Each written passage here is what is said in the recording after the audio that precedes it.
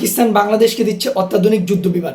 আপনারা জানেন যে গত 2 দিন আগে পাকিস্তানের একটা ডেলিগেশন টিম বাংলাদেশ সফরে আসে এবং বাংলাদেশে আসার পর ওই ডেলিগেশন টিমের মধ্যে ছিল পাকিস্তানের টপ আর্মি কর্মকর্তারা এবং পাকিস্তানের টপ কূটনীতিকরা।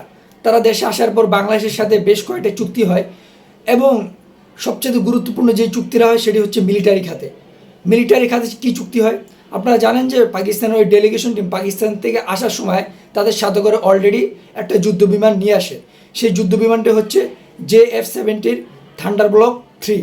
তো এই যুদ্ধ বিমানটি খুবই অত্যাধুনিক যুদ্ধ বিমান। এটা অলরেডি একটা বাংলাদেশে নিয়ে আসছে মডেল হিসাবে এবং সেটি বাংলাদেশে আসে এবং পাকিস্তান থেকে বেশ কয়েকটি যুদ্ধ বিমান বাংলাদেশে কিনবে এবং পাকিস্তান এই চুক্তির শর্ত হিসাবে বাংলাদেশের পাইলটকে নিয়ে পাকিস্তানের ট্রেনিং দিবে। তো এখন বিষয়টা হচ্ছে যখন আমাদের কাছে এরকম অত্যাধুনিক একটা যুদ্ধ বিমান থাকবো তখন আমরা যে কোনো আমাদের জন্য কেউ যদি থ্রেট করে কথা বলে আমরা তাদের সাথে চোখ রাঙায় কথা বলতে পারবো। অন্তত আমাদের কাছে কয়েকটা যুদ্ধ বিমান থাকলে তাদের উপর স্ট্রাইক করা সম্ভব। এখন বিষয়টা হইতেছে যে পশ্চিমবঙ্গের যে বর্তমানে মুখ্যমন্ত্রী আছে উনি যে বলছে যে বাংলাদেশকে আসলে গাছা বানাইতে চায়, বাংলাদেশ যে আসলে ওনার বক্তব্যটা খুবই গুরুত্ব সহকারে নিছে। এজন্য আমার বাংলাদেশ সরকারকে ধন্যবাদ জানানো উচিত এবং বাংলাদেশ সরকারকে ধন্যবাদ জানাই। আসলে শেখ হাসিনা আমাদের বাংলাদেশকে অন্তত 100 বছর পিছিয়ে দিছে, যে ঘাটতিগুলো এখন আমাদের